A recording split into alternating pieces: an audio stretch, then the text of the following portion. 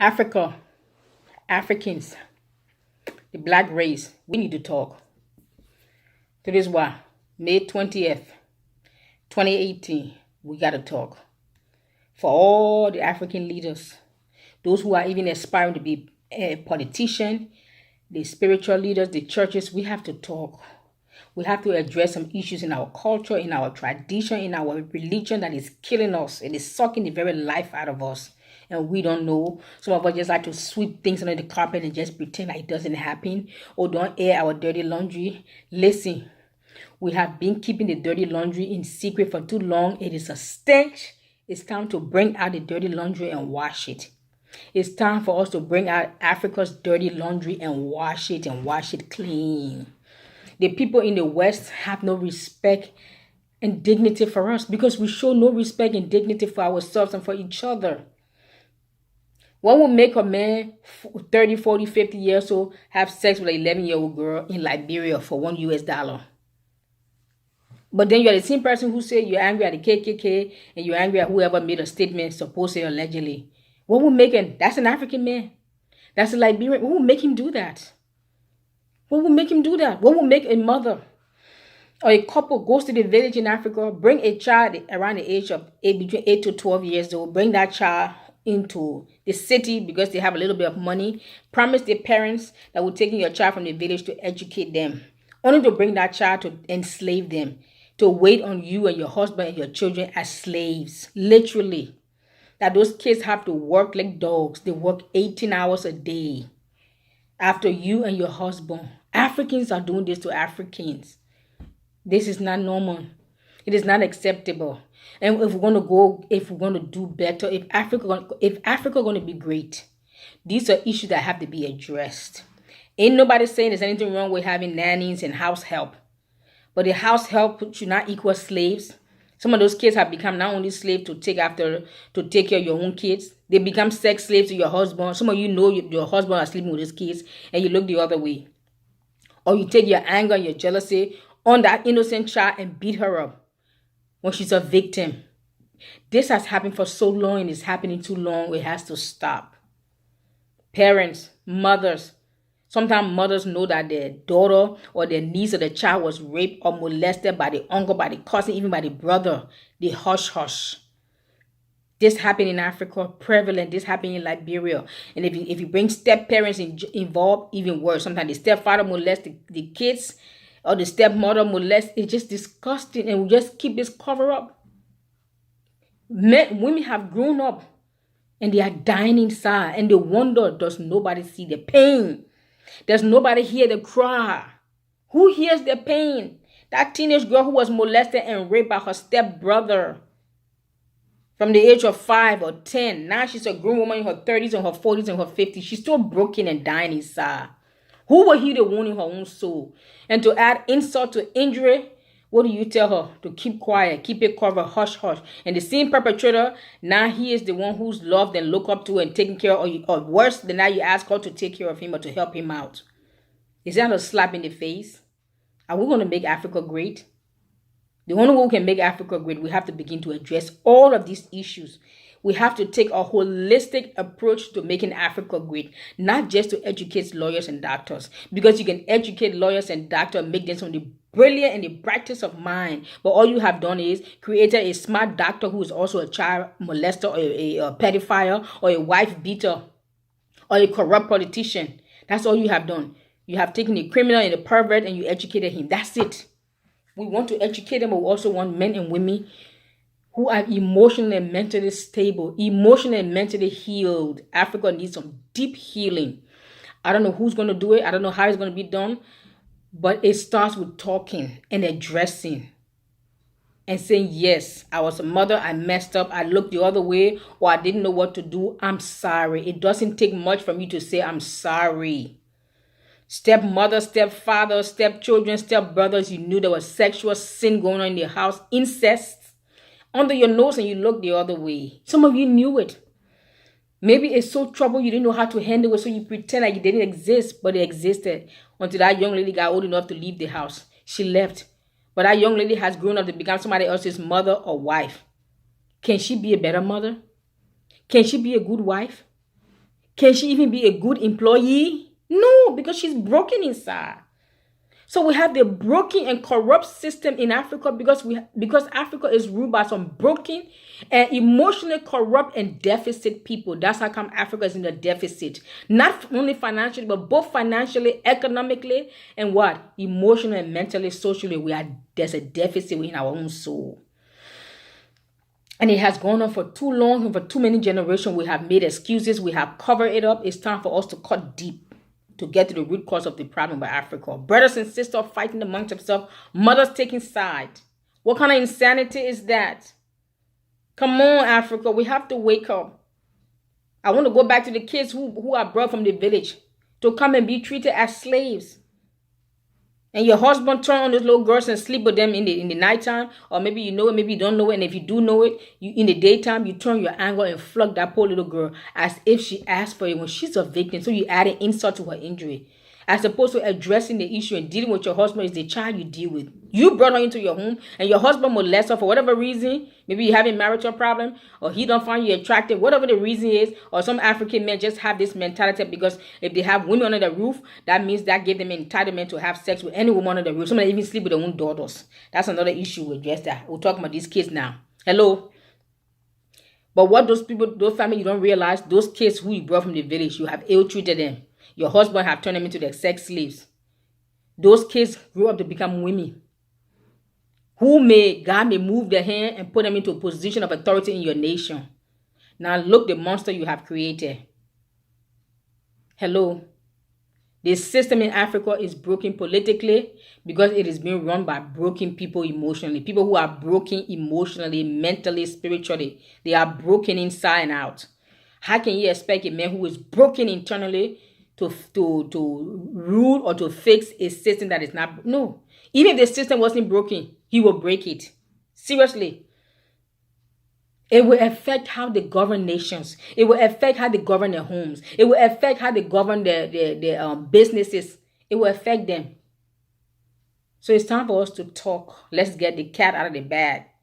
Let's get the dirty laundry out from hiding. It has been hiding for too long. It's a stench. It needs to be brought out into the open so we can wash it and wash it clean. So Africa can be great. There's going to be a mass exodus of people returning back. And sometimes we want people to go back to Africa. Many people have no interest. What are they going back to? More corruption, poverty, jealousy, strife, and hatred. Because even the African brothers and sisters in Africa, some of us leave now and go back to Africa. They're not going to welcome you in an open arm. They're going to look at you as a threat, like you pose a threat to their jobs. Yes. Because at least you have the education from the West, so you can probably get any job. And they don't have much better education because the education system is as broken as corrupt. So, of course, they look at you as competition. That goes back to the hatred. Hello? That goes back to the self-hate. And if they know they cannot beat you in getting a job, they will do everything they can to tear down your character, your integrity, your business, whatever they will do everything they can to tear it down. Jealousy, hatred. But yet we're the same people who get angry when somebody say Africa is a crappy hole or a hellhole continent. You're angry and you call them racist. But the way you treat yourself, the way you treat other Africans, are you any better? You are worse. Check your own heart. The finger you're pointing at somebody for calling you a racist name, there's 4 fingers pointing right back at you. That means you are 4 times as guilty than the person who you are accusing of the same thing. Isn't it? Africa, we need to talk. We need to start addressing some deep-rooted issues and some issues that is the root cause of Africa's problem. Africa doesn't have an economic, political, religious, or social problem. Africa has a heart problem. A heart lacking love for herself and for each other. What would make a politician that will want to, number one, get into office for 30, 40, 50 years? That he got into office in his 40s and he doesn't resign till he's 95. And while he's in office, his people are getting poorer and poorer and poorer. While he's in office, if he have a headache, he fly to the West, whether to America or to UK, he fly to France or whatever, just for a headache. His kids fly to the West for the best of schools and education and hospitals. You take the same money from the people in Africa, bring it to the West, bring it to Dubai to buy properties, businesses, lands, private jets. These are politicians. But somebody call Africans idiots or whatever name, then you want to defend what? Do you have any right, any platform to speak for Africa when you are the cause of Africa's problem? When you are the one who have stripped Africa of all her natural resources and sold it to the West or invested to the West for pennies on the dollar? A man who loved himself and loved his people, what will he do? He will develop his nation, not rob it blind. You will pave the road. Infrastructure. Something as simple as bare basic electricity, running water, plumbing, we don't have it. Very few nations out of the 52, is it 52 or 53 nations in Africa? You can count on one hand the nations, the very few countries in Africa that have what America has. I mean basic, like how we have electricity, 24 hours, running water, or you can open your tap water, your sink and water come from your tap. You have plumbing, proper plumbing, not backup septic tank. Very few countries. Whose fault is it? Then we blame it colonialism. You come to America, the black American blame racism. They blame the man, they blame the system. Us in Africa, how long are we going to blame colonialism? Am I saying colonialism did not play a part to Africa's downfall? Absolutely. But colonialism have left. She may have left her fingerprints, yes. But right now, we can't blame colonialism. We have to blame our crooked, evil politicians and some of those pastors. They are bedfellows. They are buddies now. We have to blame them. Because as evil as we may claim the West to be and corrupt, if they come to Africa to buy our resources for pennies on the dollars, who they going to bribe? Is it not our same politician? So whose fault is it? Is it the West? Or is it our politician now? Colonialism has left Africa. But that spirit of greed, it has possessed our leaders. There's no love in the heart of African leaders. There's no love in the heart of African men towards himself or each other. It's hatred, competition, jealousy, and strife. Look in your own house. If I'm telling lies, look in your own house. So see how you was raised. And if you are blessed and privileged to be raised in a great home, bless you. Look in the house of your cousins or your aunties or your uncles or your neighbor. You will hear stories that will baffle your mind. Say, can the mother do this to her own child? Can the father do this to his own daughter? Can a husband do this to his own wife? You will question that. Many women now, my generation, and the ones coming after, don't care to marry African men. I'm going to be very honest. Because we look at you guys as dictator, cold, distant, unaffectionate. You think you'll continue that, you'll keep us? No, it's not. You're not. So you better wake up now. If you want to keep your African women, you better wake up now and learn to treat us like we are human beings. We're not asking you to put us on the pedestal, but we are human beings with feelings and emotions. If you don't have feelings and emotions, then sit down. Keep single, my friend, until you develop someone and know how to treat a woman like she deserves to be treated. Don't force somebody to come. Then you want to lay up on there and have sex because she must fulfill her wifely duty. Africa, there's so many issues that have to be addressed. I'm not addressing so many issues in this video. But take the one that troubles you, go run with it. Start a forum, start a talk group, start a healing group, start a reconciliation group. But let's start. Don't be silent anymore. Don't be quiet anymore. In the midst of tragedy, you remain quiet and silent. You are as guilty as the perpetrator. Simple as that. Please. I'm back to the political leaders. What would make a president want to be in office for 40, 50 years until he dies? And while he's there, he does nothing to better the lifestyle of his people. He does nothing to take his people out of poverty. But him and his friends and his cohorts and his family members, they put them into a position of authority and they take the money out of the continent to invest into the West. Is that love? Is that respect? Is that a sign of love and dignity? Is that how you treat people who you love? Then I don't want to see how you treat people who you hate. Our African leaders have no respect and have no love for the very people they are meant to serve. That's why God is raising up a new breed of David. I've said it. I will continue to say it. I posted it on Facebook almost 9 months ago. That all you so-called spiritual and political giants, watch your back and be you careful. Don't boast in your arrogance and your pride or your strength or your power or your network, because God is raising up his David to take you down. This whole system will be disrupted. God's going to raise up some radical, no nonsense, who don't care, no compromise with men, no compromise with God. They don't care to compromise. They just care to make Africa great. And we're going to make Africa great. And you stay in our way and stay in the way of God wanting to use us, you will be bulldozed. period. No matter how long you be there, it doesn't matter how much money you have, how much clout, how much influence, how much connection. It matters not how much you have embezzled outside of Africa. God knows how to humble and rebuke you, and he will use the nobodies, the no names like us, to challenge you, to confront you, and bring you down, because it's time for a change of hand. And no, look, I always like to preach change of power, or power must change hand. Look, well, thank you for that prayer point, because power is going to change hand.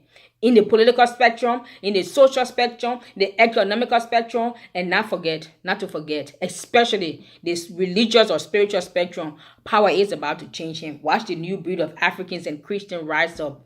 We're going to disrupt all your plans. How you do church, how you do ministry, how you handle social, economical affair, humanity effort, how you run every corporation, government of corporation, orphanages, even the orphanages in Africa. It's not even fit for me to put my dog in there.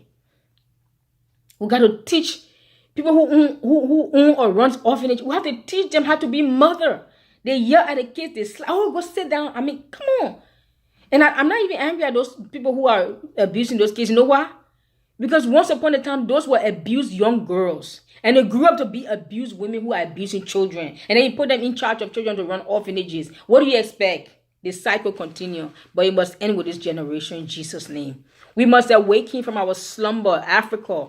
We must awaken from our dullness, our dumbness, our blindness, our ignorance, our stupidity, our laziness. We must awaken. Something in you must stir up and say, I must do something. Do something to change the condition of Africa. And I'm even making a plea to all of us in the diaspora.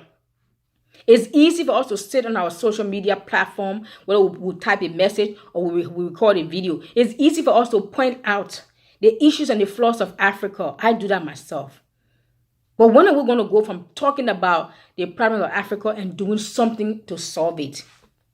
We have to go back there, start a foundation, train people. You don't have to move there, but set up something to begin to train the young people so the generation going forward don't have to follow in the footsteps of those guys who have destroyed Africa.